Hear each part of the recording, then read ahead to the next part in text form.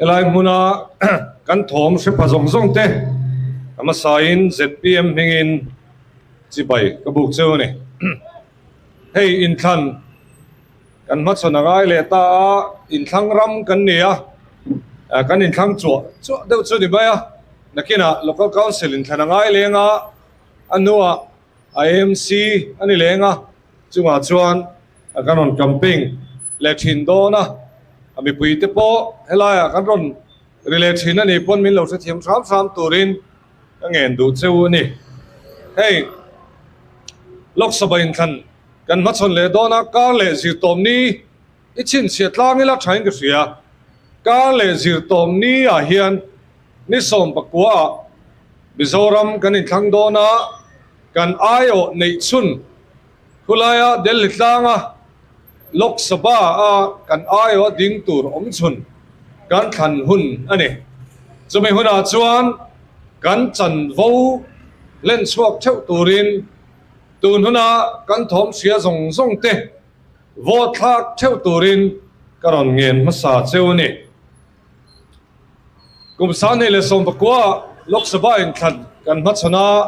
chuta chuan katilaya sarkar na changtu MNF party in candidate aron tho chuaka pusila ro sanga LPS programa hun an manga interview ten nei ni chumi a chuan atu soi kha kala serenga voi khat mai ni lo voi ni teron soi chho chuta chuan sarkar hian mathir ne ya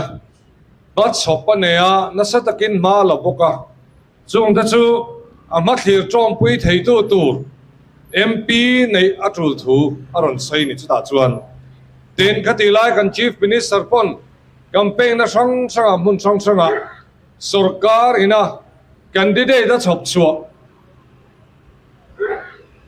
me pui te na kan lo vote kan tan state tan a that zia tur te voi dam ta ka soi chu ka ni kan trom pui khop mai hei tun chuma po hian ZPM in chulai an campaign thu tho chu kan ong keng ve ta ania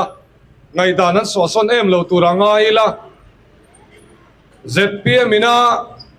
candidate kan nei pu Richard Walal mangai hi mi pui te hian tunge ania enge ati theya engwanga ron chop chu ge kan ni ti hi voina he kan on soi chu du chu ani Puricha ta hi thiamna lama po graduate wal ania vai ramasalian ania vai tong sap tong ne ti thei vek ngai ania chuba ga chuan aton thiat nei to na lama chuan project te alo sual chuak taw thina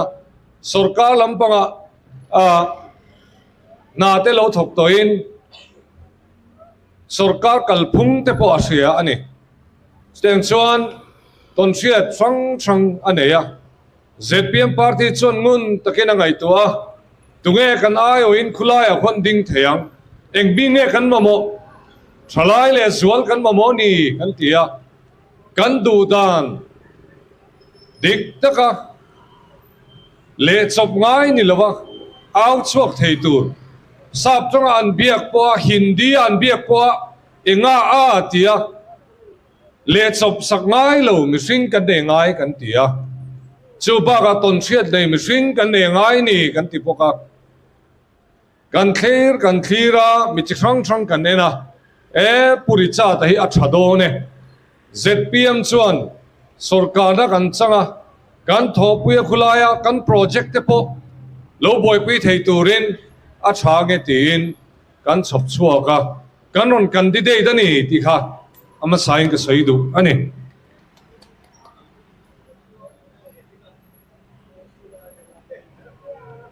MNF an sarkar lai khan tiang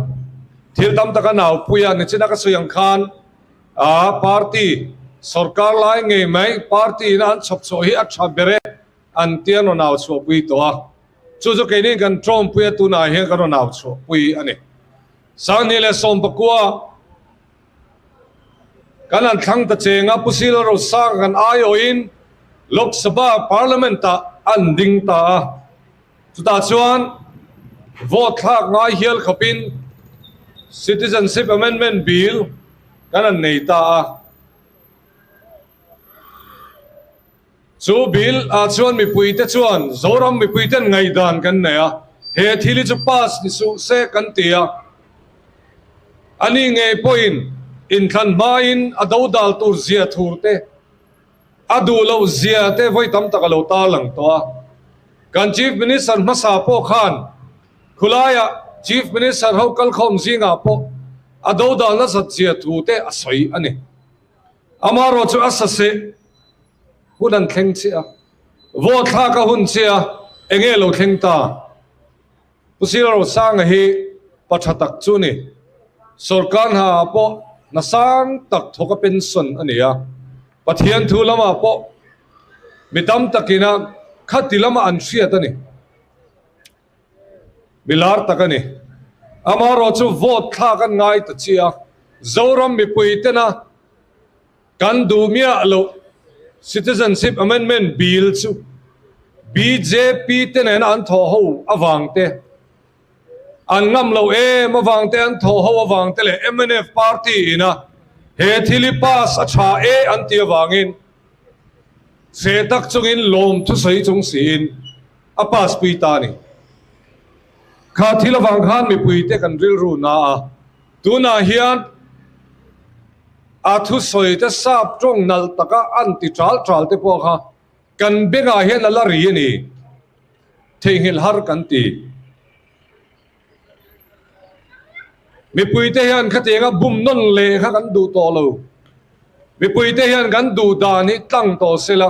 khulai kan ai o khuan kan ai o tak takin ban lo phar to ro se kan ti ni chumi ti tur chuan tunge kan rin ngam don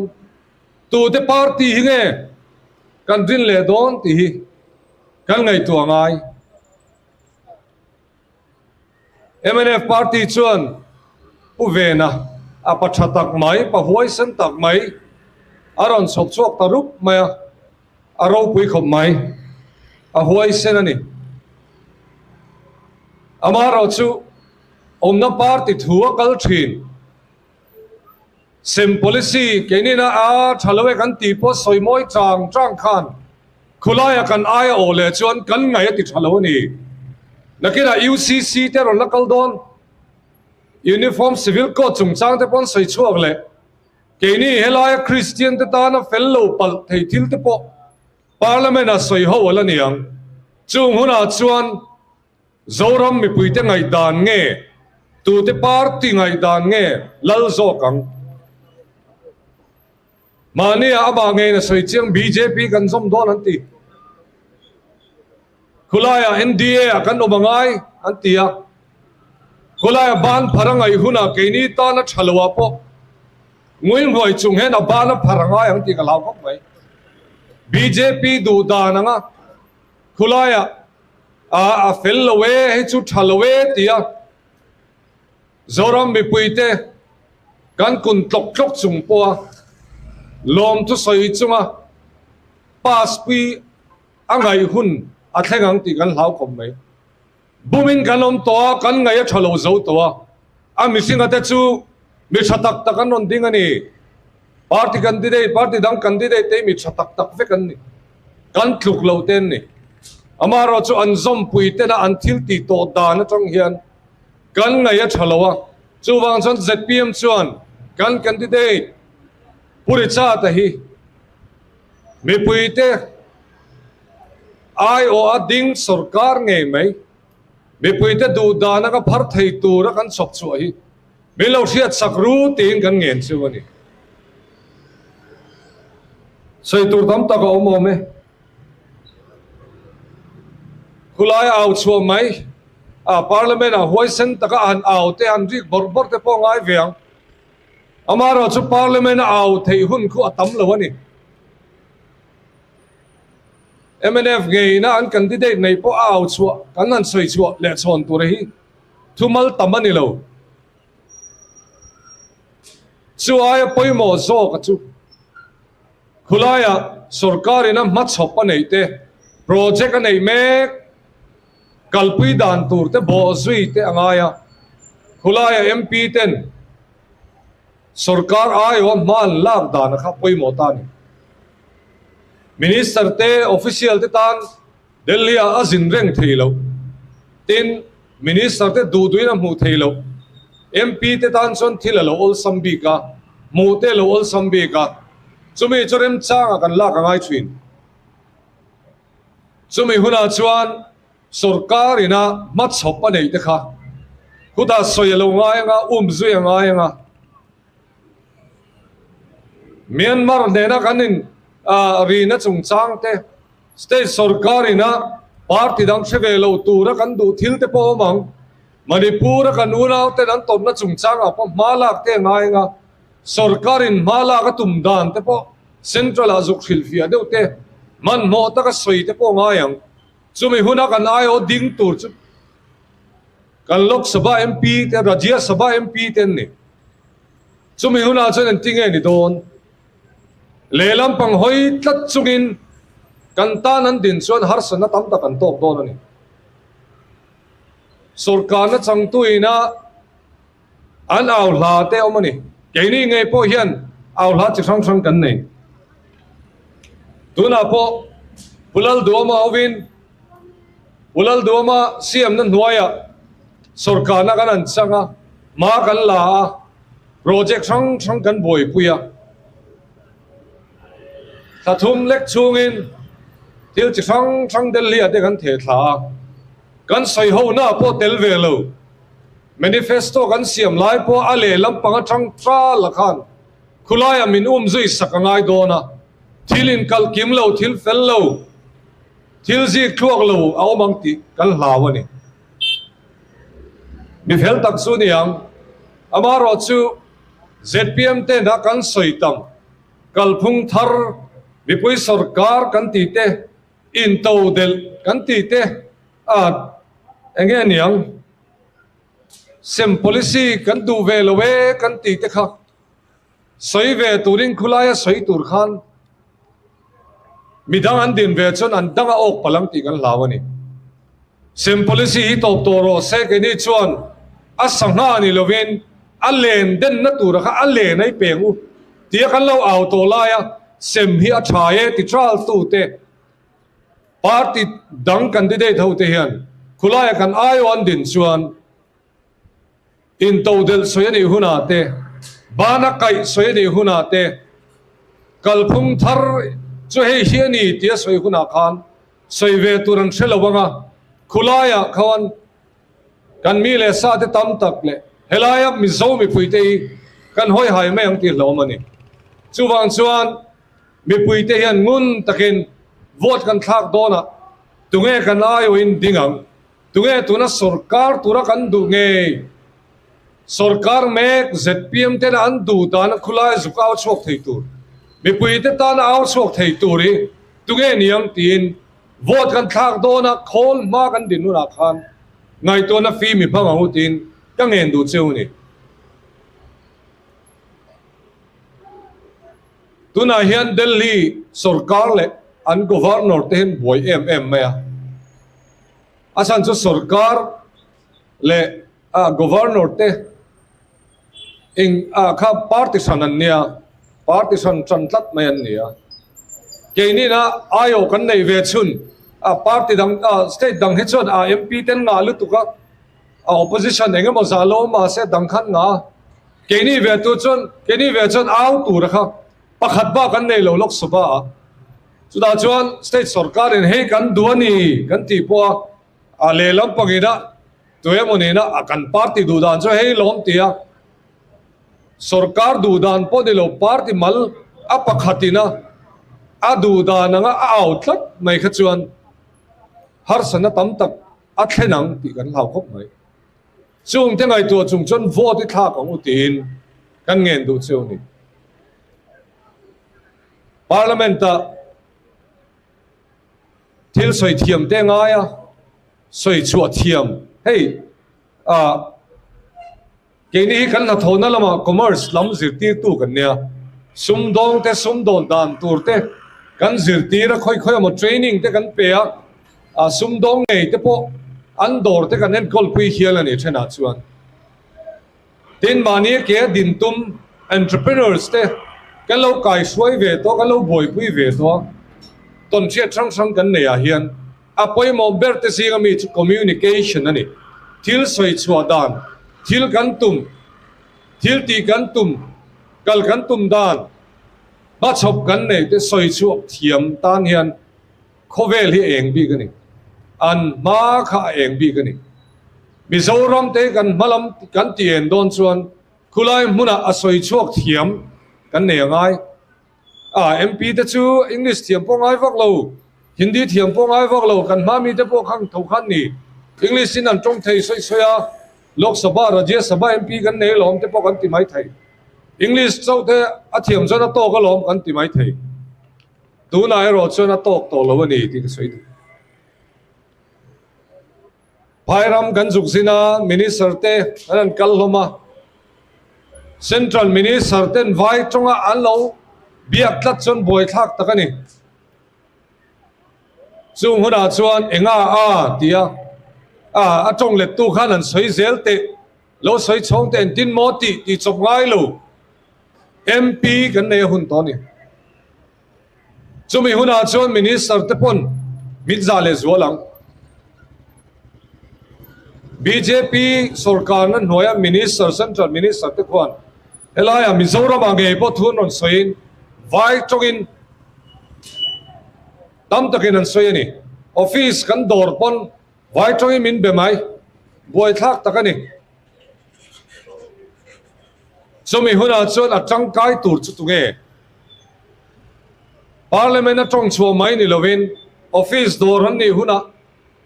office kala minister te dor ni huna chong le chop tu ngai lova office dora sarkar mamote soi chuak thei tu tur kan mamoa chumi tur chon ZPM ena kan candidate puri cha thei atling to kani vai rama salian vai ho zia po she bai angeniang ataka tom tu salian pui tu ni vai ho an biak dan tur te acheng po she kopang chu tiang ang candidate chu ZPM in kan nei hi kan loma mi puite po min lom puin ka sia mi tam ta kan biak to te po hian tun tum chu thalai ni boxi khulai muna po za pui am lo turi kan nei ve ngai to e tin min trom puya min lom puya ni ZPM te po e thila chuan kan in chuang ve tak set mai tin trong thiam ringot ta ni lo project kalphung te kan sia tangai sarkar kalphung kan sia tangai chu da chuan project po central lo north chuaka central lo boi pui to kha kan ne ya ne chena ka soyangin atong thiam bok a kaida se bok khachu Mizoram tan hen asset athingani ZPM te pon ngun taka kan ngai tua hetiza ZPM party nuaya mi chi sang sang om mi thiam sang sang om kara kan ron the chu ania chuan chan mi puite hian min lo rin sakro u tin ka ngen du chuni voten thla do da ngun takin ril ro fim min ngai min sen sakula tunge kan ayo in ding theyang tunge kan ta na ding tu hulai muna tunge changkai berang ti hi min ngai tu sakula ZPM min vo sakturin ka ngen chuni ZPM te hi sani som ni le pasaria din chop kan nia kan lo palowe maya kan din tir khan min fiam na sa ke po din tu te singa kan tela kan pheve lob lo pa sani som pret in thana kan ding te kha fiam kan lo na sani nang ni hawi in phur ve me mai nin zui ve min tia zeilo te min te ke ma tak phei chu campaign ni zeilo lu tuk nang ma ber hi thong vak vak to su min tia thian ten chung te ngei pon ai klik don em ni le ngati ai dina min tia o mani ZPM ten ton sket po kan nei vak lo assembly ate kan nawa finance sung chang kan an soya budget voi khat ma pola phak lo khan tiang soi ve su bin ti ten in campaign te kan nei chawa an ni ta chu bel ke phor kho mangan ni an dar don min tia pu du pu sa pa an ti le an ti khan thil dang hi mẹ bel tur chọc phiền rong vắc vắc à căn dày lâu vàng anh nha căn nên soi phía dấu lâu chỉ na chắc phê chuan mi hen min hao lết linh chỉ na ama rồi cho thil pakhat rồi cho căn cái này cho căn dày về thôi à ta cái thọ căn thiam anh căn thọ vắc mày à căn tay mà thil cha căn đủ party panin zai takin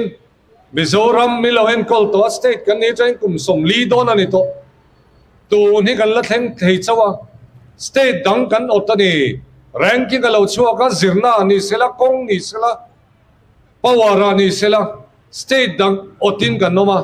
amaro cha party zai takin min lo swai to thina ke ni ve thung chu kan zai lo nei kan chakna ni kan tia tuna po hen puri cha ta hi ana interview ma thil danga te po e pa chu vasei lo ro en ti mai thei kan sei lem lo ke poi trong kam te ka thiam lo hi ka ti thin ka in sit thin ama ro chu thei to pin kan in buat sai ve a thei to pin ma kan la ve a kan anau chuak ve te mi pui ten an lo oya mi pui ten a mi lo ngai thak sak ve thin hi alo mom kan ti amaro chu mi pui te za kai tu te mi pui te ngai thak sak thei tu chuan ataka kan thongai atakin kan thok bok kan au bok ni hen ka ria sani somni pathomin thana khan ZPM party aya taima ataka thok chuak khan lo ni chu tho chu tuna hian ZPM te chon karo naw chu pui le a puri cha te a zeilo hin ti mai thei amaro chu ataka thok tur hian a qualify ani kan ayo in khulaya delhi tlanga kan ayo au chuak tur te kan ayo khulai sarkar ma chop boy pui tur te hian a qualify to kani a zei to kani ti ha ka sei du campaign na zei lo hi ataka an lak tlak lem lo mai thei nia chuang chuan ZPM te na kan zei lo na kan chak na ni si tu na hian karo naw chu pui le a kan sarkar na lari lem lo December thatira te kan sarkar chon ve chawa thali po la sarkar thling lo a kan thling vel tok chaw ni chuti chung chuan thil tam taka ma te kan an la ve a this a program kan chief minister hoin kan an manga tu na hen a report kan boi pui le me ka chuta chon mi pui ten ZPM hi enge ani kan la khe chho chawang tuna hian ni sa kan sarkar ve chawa kum khat kan an sarkara kum ne kan sarkara ZPM te hian kan zeilo na kan chak na ni si hi enge ani chu mi puin kan fe chho chawang atakin kan thoka dik na kan dua dik taka kal kan tuma midang nge niang department dang chu ka soi sak thelo voina file kala ringot po contract ka unlock nakina kumnga nuwa thok nget mai tura om sarkar masai na qualify to anga an lo pom contract ka om kha hei chu a qualify lo tin kan pai thale to pani chu ZPM zia ni ZPM cho dik takin huai takin kalang kan ti chu zia nge mai nei tu puri cha te hi ZPM chon karon zuar ani bidang kan zuar gam lo ZPM zia se to tu ZPM a chum min puri cha te hi khoi takin zoram mi pui te le helai muna kan thom sia te hian khoi takin mi lo sia sak ro candidate dang te mi thatak mi fel tak mi zei tak te pon nenga ton thiat nga tak te pon neng amaro cho ke ni candidate ve thung hi chu adang lam na min zo chuan ani chu thok thei tur ani atai ma berang ti kha ke ni chuan kan dang lam na kan soi the ni khulai muna dang lam ngamin adinga nga khulai muna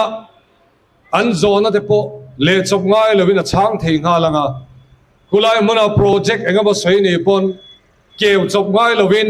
ton siat ani to tangin a boy pui ngal thenga sarkar ina aduang te tiangai pon asana party ron ngai lovin kaldan tur ngai tu ngai lovin khulai muna ache chuak ngal theyanga kan party du dana lom titlata sarkar du dan pon ni lawa ben chuak in nuel boy ngai lovin helai zoram mi puite du dan angin